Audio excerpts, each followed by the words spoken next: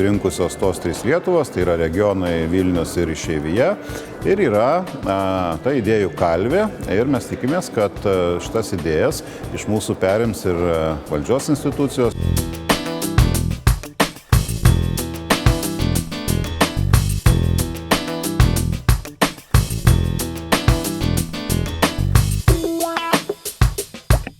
Tai yra mūsų vieni geriausių tautos atstovų, kurie iš tikrųjų, jeigu žmogus jisai išvyko į užsienį, jis yra aktyvus, jisai kažko siekia, jisai turi tikslą. Jų pagalba, jų žinios, jų know-how, jeigu jie pritaikys tai Lietuvoje, tegul ne visi, tegul bent dalis, mes iš to nepaprastai laimėsim.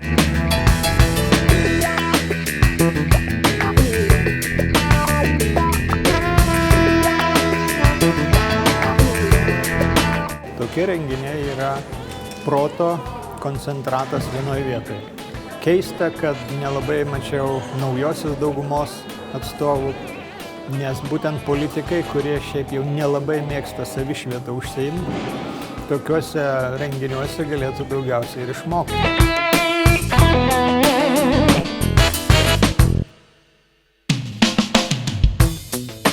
Aukšto lygio formos. Iš formų dalyvių reakcijos supratau, kad tikrai visiems labai įdomu ir visi labai stipriai serga už Lietuvą, už Lietuvos ateitį ir daugelis yra pasiruošę prisidėti, kaip tik tai galėtų, reiškia, kad suformuoti tą kažkokią tai ilgalaikę šalies strategiją.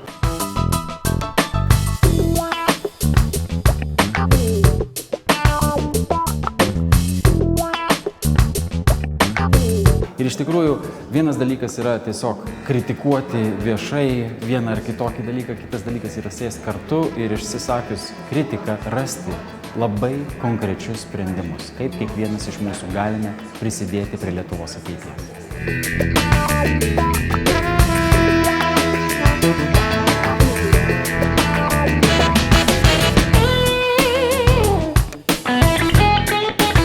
Labai nustebino, kad jis toks populiarus forumas.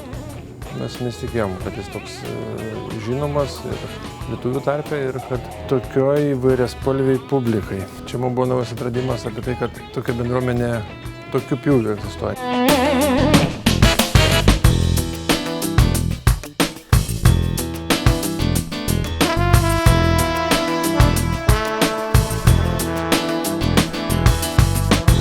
Taigi pasaulio lietuvis verslininkas 2016 yra Ričardas Čepas.